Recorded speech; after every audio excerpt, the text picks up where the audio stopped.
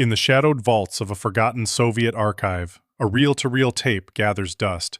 Sealed away since 1977, its label faded but ominous. Veinik Seminar, Fine World's Disclosure, classified. This lost recording, smuggled out during Perestroika, captures physicist Viktor Veinik unveiling truths that could unravel the fabric of reality. But why was it buried?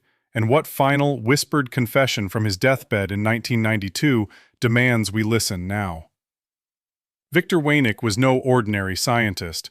Born in the rigid grip of Stalin's era, this doctor of thermal physics rose through the ranks of Soviet academia in the 1960s, a devout materialist whose equations mapped the heat of stars and the chill of engines. His early works, dry treatises on thermodynamics, filled library shelves across the Belarusian SSR. Yet by 1969, at the height of Brezhnev's ideological clampdown, an order from the chairman of the Council of Ministers of the Belarusian SSR changed everything. Veinik's books, including his groundbreaking explorations of fine worlds, were to be purged from every library and incinerated. Not for political dissent, but for venturing too close to the forbidden, suggesting that consciousness might transcend the measurable universe. Colleagues whispered that Veinik was lucky it was paper, not the man, consigned to flames. The destruction wasn't just censorship, it was erasure, ensuring his ideas on hidden realms wouldn't seep into the collective mind. Overlooked for decades amid the Soviet collapse, these suppressed manuscripts resurfaced, only in fragmented form, piecing together a man haunted by what science dared not name. What emerged from those ashes was Veinik's core revelation, first aired in a tense 1977 seminar at Ivanovo Medical University, a gathering of skeptical doctors and curious defectors, drawn by rumors of the burned physicist. Peering over wire-rimmed glasses, Veinik declared the universe not as a single clockwork mechanism, but a nested labyrinth of worlds. At the broadest scale lay the macro world, our everyday chronotope, bound by time's arrow and space's grid. Buried within were micro-worlds of atoms and electrons, buzzing with quantum unrest. Deeper still plunged the pico, FTO, and AT realms, fine worlds, he called them, untethered from temporal chains, where phenomena bloomed in extrachronal dimensions, defying our crude senses. These fine worlds weren't abstract. They interpenetrated our own, like invisible threads weaving through flesh and stone. Veinik's unpublished research, salvaged from a single hidden notebook, posited interactions we could barely fathom, objects existing in triplicate across timelines, or forces omnipresent yet elusive. Imagine, he urged the hushed room, a reality where your thoughts ripple beyond the body, unbound by clocks or walls. This wasn't mysticism, it was physics pushed to its brink, his equations sketching bridges between the seen and the veiled. As the seminar unfolded, Veinik wove psychological intrigue into his framework, probing how these fine worlds reshaped the human mind. Consciousness, he argued, wasn't a mere byproduct of brain chemistry, a materialist's safe harbor, but a visitor from the fine realms, operating by rules that mocked Newtonian logic. In our macro world, thoughts crawl linearly, in the fine they leap. This explained the anomalies that plagued his nights, telepathic flashes between seminar attendees, objects shifting without touch, even distant healings that left doctors baffled. Veinik shared suppressed case files from his lab, detailing poltergeist outbreaks, not hauntings, but fine world bleed-throughs, triggered when the desperate mind reaches for connection.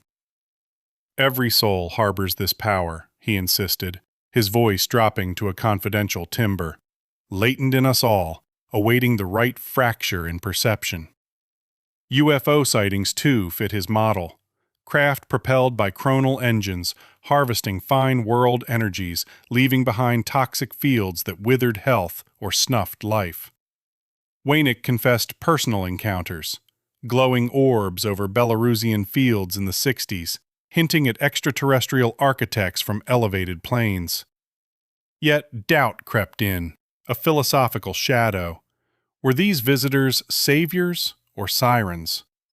Their technologies dangled progress like bait, masking a deeper ploy to chain humanity in endless pursuit, blind to inner truths. This tension gnawed at Veinik, blurring the line between empirical proof and existential dread, forcing him to question if reality itself was a suppression tactic. The seminar's electric undercurrent gave way to quieter revelations as Weinik's health faltered in the late 80s. By 1992, bedridden in a Moscow hospital ward, the once unyielding atheist confronted mortality's edge. There, amid the beep of monitors, he shared a room with an old priest, lungs ravaged by cancer, yet eyes alight with serene defiance. The priest, enduring Weinik's curt lectures on materialist decay, responded not with sermons, but stories. Tales of thresholds crossed in prayer, where death dissolved into boundless awareness. Slowly, cracks formed in Weinik's armor. The fine worlds, once eternal and creatorless, now echoed spiritual paradoxes, harmonizing science with the divine, without contradiction. This encounter, documented in a single overlooked nurse's log, marked his pivot, from rejecting a creator to glimpsing one woven into the cosmos's code. Building on this shift, Veinik speculated in his final, unpublished reflections, what if consciousness after death isn't oblivion, but a quantum echo reverberating through fine world lattices? Not reincarnation or heaven, but a persistent waveform, imprinting on the universe's hidden folds, allowing the deceased to subtly guide the living through synchronicities, unseen mentors in the macro veil. In the end, Viktor Veinik's suppressed legacy lingers like a half-heard whisper. If fine worlds entwine us all, what truths does death unlock? And why do we burn the maps that lead there? In the shadowed vaults of a forgotten Soviet archive, sealed away since the fall of the Iron Curtain, lies a reel of audio tape marked only with a cryptic code, VV-89. Recorded in 1989, it captures the final, unfiltered confessions of physicist Viktor Veinik, a man whose groundbreaking work on subatomic realms threatened to unravel the official narrative of reality itself. Why was this tape buried for decades? What forbidden insights into the boundary between life and death did it contain? And why did authorities scramble to suppress any trace of Veinik's name from the annals of science? Viktor Veinik was no ordinary researcher. Born in the turbulent years following the Russian Revolution, he rose through the ranks of Soviet academia in the 1960s and 70s, a brilliant mind probing the invisible forces that underpin existence. By 1969, amid the height of the Cold War's ideological clampdown, Veinik had begun conducting clandestine seminars in Moscow's underground physics circles, exploring what he termed the fine world, a subtle ether of pico and ultrafine particles that blurred the line between matter and spirit. His methods? High-voltage experiments measuring ethereal charges far beyond the sanctioned particle accelerators of the era. But as whispers of his findings spread, hinting at parallels between quantum anomalies and ancient mysticism, the KGB took notice. Labeled a dissident thinker, Veinik's papers were confiscated, his lectures disbanded, and by the late 80s, with perestroika's fragile thaw, he was hospitalized under medical observation in a dingy Leningrad clinic. It was there, in 1989, that this lost recording was made. A bedside monologue, smuggled out by a sympathetic nurse and hidden until now.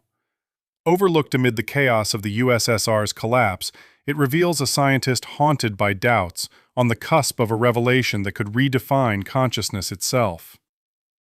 At the heart of Veinik's suppressed work was a startling convergence. The fine world, as he mapped it through oscilloscopes and field detectors, echoed the metaphysical blueprints of sacred texts. In those final months, confined to a sterile hospital ward, Veinik shared a room with an enigmatic old priest, a frail figure battling lung cancer, yet exuding an otherworldly calm. The priest, drawing from a lifetime of clandestine sermons in shadowed cathedrals, spoke of cosmic battles, eternal struggles between luminous forces of light and insidious shadows vying for the human soul. Veinik, ever the empiricist, listened with growing unease. His recent experiments had just quantified these objects from the fine world, entities bearing positive or negative charges, manifesting as fleeting energies that defied classical physics. Could they be the very essences the priest described? Intrigued, Weinik delved into the Bible, poring over passages by lamplight. To his astonishment, the scriptures' accounts of souls and spirits aligned precisely with his data, benevolent presences fostering harmony, malevolent ones sowing discord. "This old man," Weinik whispered into the tape, "pierced the veil I had spent decades fortifying. He urged baptism, repentance, a surrender to the divine current. And in my desperation, with doctors murmuring of terminal decline, I yielded." The baptism was no mere ritual. It became Weinik's tipping point, a plunge into existential vertigo. Stepping into an ancient Moscow church for the first time, the physicist felt the world tilt. Dizziness overtook him, consciousness slipping like a faulty circuit. He collapsed, striking his head on the cold stone floor, awakening only to the wail of an ambulance siren. From that day, he entered sacred spaces only with a companion at his side, as if the fine world's energies recoiled from his rational core. Yet, inexplicably, his symptoms ebbed. The chronic weakness that had plagued him lifted. Vitality surged through veins once thought doomed. At 73, Weinik underwent formal baptism, declaring the priest had unveiled a truth long obscured by Soviet atheism. This encounter fueled his deepest probe, an unpublished manuscript, fragments of which survived in the archive, positing that his entire theoretical framework, proven through rigorous lab trials, stemmed not from isolated genius, but from subtle transmissions from beyond. Why else, he pondered, had orthodox science mobilized against him, branding his fine world hypothesis as pseudo-scientific heresy? Weinik's revelations extended far beyond personal anecdote, weaving physics into the fabric of the soul. He asserted that the fine world's dual natures, positive souls and negative spirits, were not abstract. They pulsed with measurable fields. Beneficent spirits, he claimed, generated chronal positives, auras of renewal detectable in consecrated icons and hallowed grounds, where time seemed to bend toward eternity. In contrast, malevolent forces radiated chronal negatives, chaotic signatures mirrored in poltergeist disturbances and enigmatic aerial phenomena, UFOs that Soviet censors had already classified as state secrets. Through indirect measurements, spectral analyses, and biofield scans, Weinik documented their interactions with the living, good spirits as uplifting resonances, evil ones as draining voids. Direct communion, he theorized, was possible under duress or grace. Saints, attuned through purity, bridged to the light, while clairvoyants, often unwittingly, tapped the dark. This wasn't mysticism for Weinik.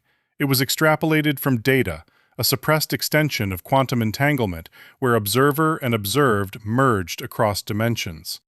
His philosophical doubts deepened. If reality's undercurrents were laced with these entities, what did that imply for human consciousness? Was free will an illusion, puppeteered by unseen charges? And in death's threshold, did the fine world claim us whole, or fracture our essence into polarized echoes? As Weinik's health stabilized, his mind ventured further into the uncharted. He drew parallels to historical clairvoyance, citing Arthur Fort, a British medium whose out-of-body journeys in the early 20th century echoed his own findings. Fort, plagued by heart ailments from a life of excess, had endured clinical death in 1920, physicians deeming his survival impossible. Yet he returned, forever altered, describing a realm where decay held no dominion. In that hidden transcript, Weinik recounts Fort's testimony, a luminous expanse where souls shed earthly husks, appearing in their primordial vitality, unmarred by time's ravages. Aging is but a prelude to transition, Fort had confided to intimates, a shedding before the true form emerges. Veinik, synthesizing this with his chronal field research, speculated that death's portal preserved consciousness by attuning it to the fine world's positive charge. Eternal youth not as fantasy, but as resonance with one's core essence, free from corporeal entropy. This psychological intrigue gnawed at him. If the afterlife reflected unfiltered selfhood, what hidden facets of our psyche awaited unveiling? Veinik's suppressed seminars from 1991, pieced together from attendee notes in the archive, expanded on this. Archetypes of the collective unconscious manifesting as interactive spirits, symbolic deaths mirroring quantum collapses, inner worlds as vast as any cosmos. Yet, amid these insights, Veinik harbored an unspoken extension, one that lingers like an unresolved equation in his final recordings. What if consciousness post-mortem isn't merely preserved, but amplified, echoing across the fine world in fractal patterns where individual awareness merges with a universal mind, birthing new realities from the remnants of our thoughts? This speculative thread, aligned with his ultrafine particle models, suggests not oblivion, but an infinite recursion of being, where death scatters the self only to reassemble it in boundless configurations. In the end, Viktor Veinik's voice fades on that 1989 tape, a physicist's plea echoing through suppressed circuits. If the fine world binds us to spirits unseen, shaping life and what lies beyond, then what truths have we buried, not just in archives, but in the depths of our own denial? In the dim vaults of forgotten Soviet archives, sealed away for decades under the iron grip of state censorship, lies a suppressed transcript from 1985, a clairvoyant's forbidden dialogue with the dead. Viktor Veinik, the unacknowledged visionary of the Cold War era, whispers revelations that challenge the very fabric of existence. What if death isn't an end, but a gateway to truths the regime deemed too dangerous to unleash? Viktor Veinik was no ordinary man in the stifled world of the Soviet Union during the late 1960s. Born with an uncanny gift for perceiving beyond the veil, he navigated a life of quiet peril, conducting clandestine seminars on the unseen realms amid the era's enforced atheism. In 1969, hospitalized for a heart ravaged by years of clandestine pursuits and the toll of his extraordinary sensitivities, doctors gave him mere hours to live. As his vital signs faded, Veinik slipped into clinical death, only to defy prognosis and awaken transformed. His account, scribbled in hurried notes and later relayed through trusted clairvoyants, was buried by authorities who viewed such superstitions as threats to ideological control. Overlooked for over a decade, these documents resurfaced in the fragile thaw of perestroika, yet remained shrouded, dismissed as delusion, their explosive implications intact. At the heart of Veinik's testimony lies a core revelation that shattered his earthly perceptions: the afterlife as a realm of liberated consciousness, unbound by flesh or fear. He described departing his failing body not with terror, but with an insatiable wonder, his awareness detaching like a luminous thread rising above the hospital bed. There was no ache, no weariness, only a profound clarity, he later confided in the hidden pages. Drifting into a timeless void, Veinik felt himself propelled through an expanse devoid of boundaries, his essence intact, yet unencumbered by physical form. Mountains loomed in the distance, ethereal and vast, as figures emerged from the haze, souls of the departed, drawn from every chapter of his past. He knew them not by faded faces, but by an intuitive resonance, a soul-deep recognition that transcended appearance. The elderly returned as vibrant youths, the young who had perished grew into their fuller selves. These encounters, Veinik insisted, were no hallucination, but a reunion in the beta body, our authentic core, a vessel of pure consciousness that awaits beyond the grave, housing senses far subtler than the crude five we cling to in life. This beta body, Veinik elaborated, reframes the human journey as one of eternal renewal, weaving psychological depths into the fabric of the beyond. In that other shore, time dissolves, allowing existence to unfold in non-linear waves. Freed from his physical shell, Veinik encountered his late parents in a vast hall where the tapestry of his mortal days replayed, not as judgment, but as a liberating review, urging reflection on untapped potentials. By a serene forest lake, he was guided to embrace this new form, selecting the vigor of his 45th year as his enduring visage, for here, aging is an illusion of the material world. No cells decay, no entropy claims us, he reflected, drawing on forbidden insights akin to those of Western researchers like those who probed the invisible spectra. In this domain, appearances mirror the soul's essence. The weary elder greets kin with the glow of inner vitality, the emaciated form reborn in radiant poise. Veinik communicated with spirits from epochs lost to history, souls predating ancient cataclysms, untouched by mortality's shadow. They appeared eternally in the bloom of middle age, ignorant of death's sting, embodying a psychological archetype of perpetual becoming. Through them, he glimpsed how consciousness, once veiled by earthly senses, blooms into finer faculties, empathy that pierces illusions, intuition that maps inner worlds, transforming death from oblivion into a symbolic rebirth. Yet Veinik's visions extended further, hinting at untapped mysteries of the mind's persistence. In a speculative aside, drawn from the echoes of his post-mortem dialogues, he pondered how consciousness after death might entwine with a collective reservoir of forgotten memories, allowing the individual spark to resonate within humanity's shared dreamscape. A subtle fusion where personal legacies ripple outward, influencing the living without their knowing. As the transcript fades into silence, Viktor Veinik leaves us with an unsettling query. If the beta body endures as our truest self, what hidden potentials do we discard in fearing the void, and who suppresses such knowledge to keep us chained to the scene?